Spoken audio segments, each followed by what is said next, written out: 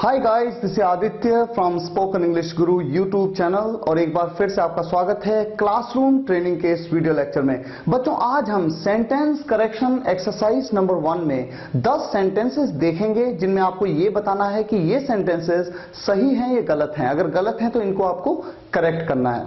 तो शुरुआत करेंगे यहां पर सबसे पहले सेंटेंस से। आपके सामने सेंटेंस है, the director and producer is waiting.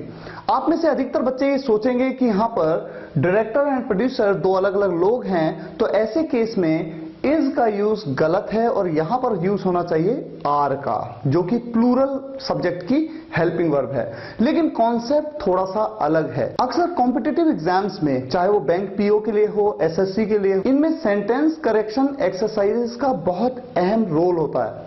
तो यहां पर कॉन्सेप्ट की शुरुआत करने से पहले मैं आपको बताऊंगा 3 सेंटेंसेस देखिए आपके सामने हैं जिनमें आपका सब्जेक्ट 2 टाइटल्स के बारे में है, director and producer. In sentences को आप बड़े आराम से करेक्ट कर सकते हैं अगर आपको कॉन्सेप्ट पता हो तो। कॉन्सेप्ट का मतलब यहां पर यह है, आपको सबसे पहले यह जानना होगा कि आपका सब्जेक्ट सिंगुलर है या प्लूरल है। यानी यहां पर एक ही व्यक्ति डायरेक्टर और प्रोड्यूसर दोनों है, या फिर डायरेक्टर एक व्यक्ति है और प्रोड्यूसर दूसरा व्यक्ति। तो अगर एक ही व्यक्ति डायरेक्टर और प्रोड्यूसर दोनों है तो मेरा सब्जेक्ट है सिंगुलर और आप यूज करेंगे इज का। और अगर ये दो अलग अलग व्यक्ति हैं तो ऐसे केस में मेरा सब्जेक्ट हो जाता है बहुवचन यानी प्लूरल और आप यूज करते हैं आर का।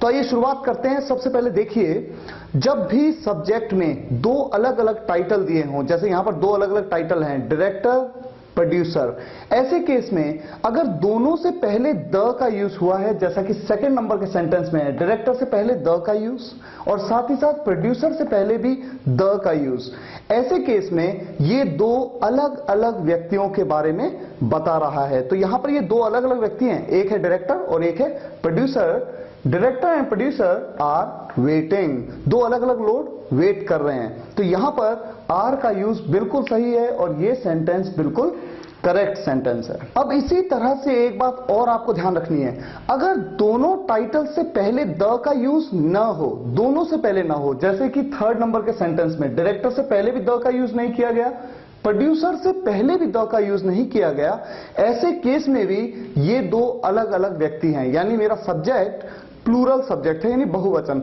ऐसे केस में आर का यूज करना बिल्कुल सही है। तो ये भी एक करेक्ट सेंटेंस है। अब देखिए आपका पहला सेंटेंस। इस सेंटेंस में डायरेक्टर से पहले द का यूज है लेकिन प्रोड्यूसर से पहले द का यूज नहीं है।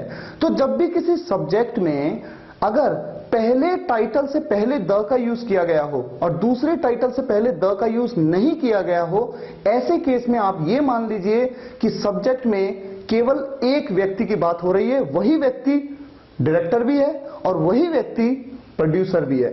द डायरेक्टर एंड प्रोड्यूसर, तो ऐसे में वो एक व्यक्ति है यानी सिंगुलर सब्जेक्ट है, तो आपकी हेल्पिंग वर्ब इज यहां पर बिल्कुल सही है। ये सेंटेंस भी पहले से ही करेक्ट सेंटेंस है। अक्सर बच्चे इस तरह के सेंटेंसेस में कंफ्यूज हो जाते हैं। आज आप कॉन्सेप्ट को समझ चुके हैं, मुझे उम्मीद है आगे इस तरह के सेंटेंसेस में आप गलती नहीं करेंगे। बस इतना ध्यान रखिए कि अगर पहले टाइटल से पहले द का यूज है केवल, तो वो सिंगुलर सब्जेक्ट है, और अगर दोनों से पहले द का यूज या दोनों से पहले द का यूज नहीं है, ऐसे में वो 2 अलग अलग व्यक्तियों की बात हो रही है। अब मेरा अगला सेंटेंस है, दिस इज अ यूनिवर्सिटी। इस सेंटेंस में क्या गलती है? आप में से अधिकतर बच्चों का जवाब होगा कि यूनिवर्सिटी, ये जो वर्ड है, इसकी शुरुआत हो रही है यू से।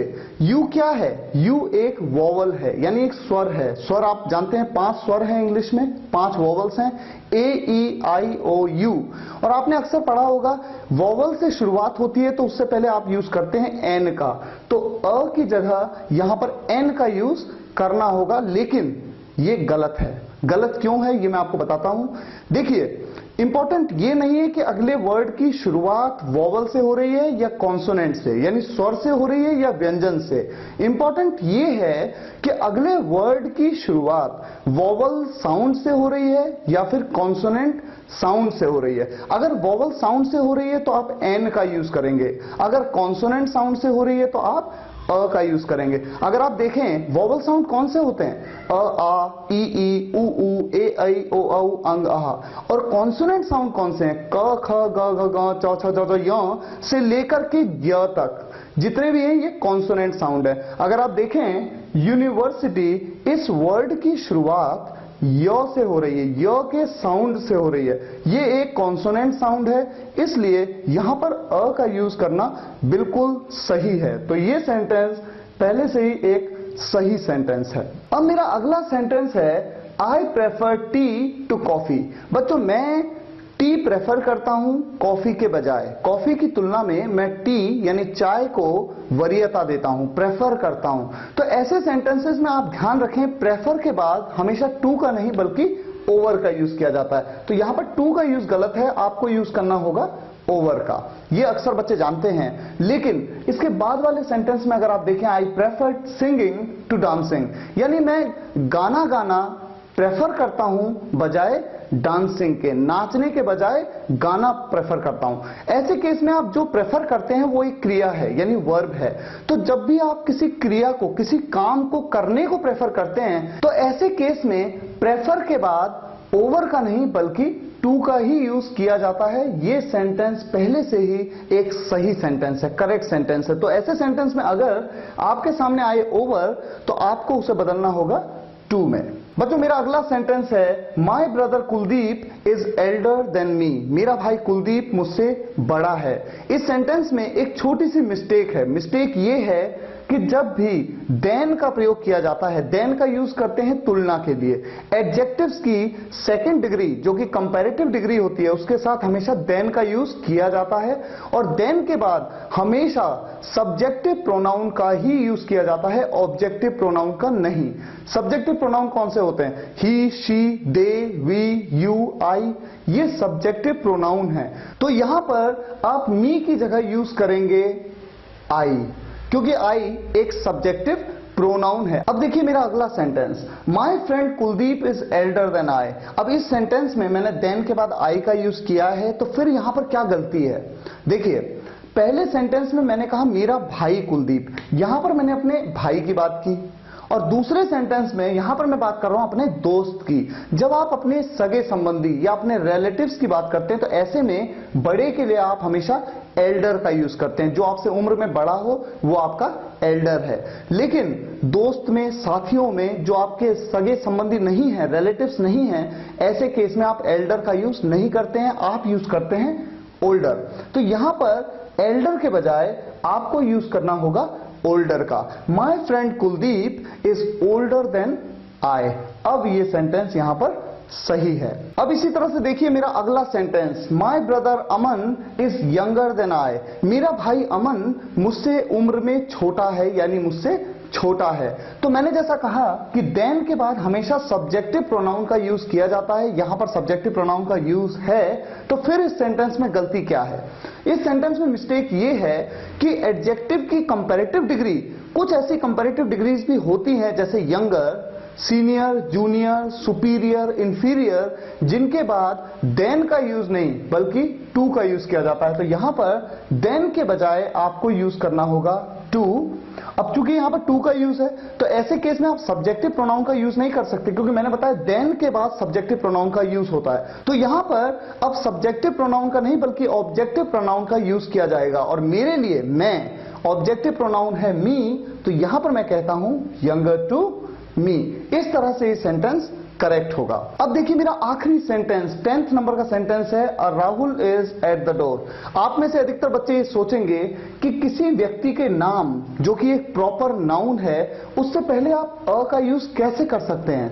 तो यहां पर अ का यूज नहीं हो सकता, लेकिन उसके बावजूद मैं आपको बताऊं ये सेंटेंस बिल्कुल सही सेंटेंस है, करेक्ट सेंटेंस है। ऐसा क्यों? ये बात आर्टिकल्स के वीडियो लेक्चर में मैंने आपको बताई थी, जिसका लिंक डिस्क्रिप्शन बॉक्स में दिया गया है। देखिए होता क्या है, सोचिए आप और मैं घर पर हैं, मैं आपका बड़ा भाई हूं। अब होता यह है कि दरवाजे पे कोई व्यक्ति आता है, आप दरवाजे पे जाते हैं, दरवाजा खोलते हैं, वो आपको कहता है कि मेरा नाम राहुल है, मैं आपके भाई आदित्य से मिलने आया हूं। तो आप मेरे पास आकर क्या कहेंगे? आप उस व्यक्ति को जानते नहीं है, मैंने आपसे उस व्यक्ति के बारे में कभी चर्चा नहीं करी, तो आप कहेंगे कोई राहुल दरवाजे पे है, कोई राहुल दरवाजे पे है। आप कोई का यूज करते हैं ऐसे सेंटेंस में? यहां पर आप जो कोई का यूज करते हैं उसके लिए आप अ का यूज कर सकते हैं इंग्लिश में। अब मान लीजिए दूसरी सिचुएशन देखिए, आप और मैं घर पे हैं, मैंने आपको बताया कि राहुल मेरा एक दोस्त है, वो मुझसे मिलने आने वाला है, और फिर उसके बाद थोड़ी देर बाद दरवाजा खटखट होता है। आप जाते हैं दरवाजे पे, आप दरवाजा खोलते हैं और देखते हैं कि वहां पर एक लड़का खड़ा है। वो आपको कहता है कि मेरा नाम राहुल है, मैं आपके भाई आदित्य से मिलने आया हूं। ऐसे केस में जब आप मेरे पास आएंगे और मुझे बताएंगे, तो आप क्या ये कहेंगे कि कोई राहुल दरवाजे पे? आप कोई का यूज तब नहीं करेंगे। क्यों? क्योंकि मेरे और आपके बीच में राहुल के बारे में ऑलरेडी बात हो चुकी है। तो जब ऑलरेडी बात हो चुकी है तो आप सिर्फ इतना कहेंगे राहुल दरवाजे पे है। ऐसे केस में आप अ का यूज नहीं करते हैं, आप कहते हैं Rahul is at the door. तो होता यह है जब किसी अनजान व्यक्ति या अनजान के बारे में बात होती है, ऐसे केस में आप अ का यूज कर सकते हैं। ये आर्टिकल्स का एक कॉन्सेप्ट है। ऐसे कई सेंटेंसेस मैं सेंटेंस करेक्शन एक्सरसाइजेस में आपके साथ डिस्कस करूंगा, जिससे आपका नॉलेज गेन हो। मुझे उम्मीद है ये वीडियो लेक्चर आपको पसंद आया होगा। फिर भी आपके कोई प्रश्न हो, कोई सुझाव हो, आप बेझिझक ईमेल या व्हाट्सएप के माध्यम से भेज सकते हैं। आप अपने प्रश्न कमेंट सेक्शन में भी पूछ सकते हैं, मैं आपके सभी प्रश्नों के उत्तर दूंगा। मिलते हैं नेक्स्ट वीडियो लेक्चर में एक नए कॉन्सेप्ट के साथ। तब तक के लिए विदा लूंगा। धन्यवाद।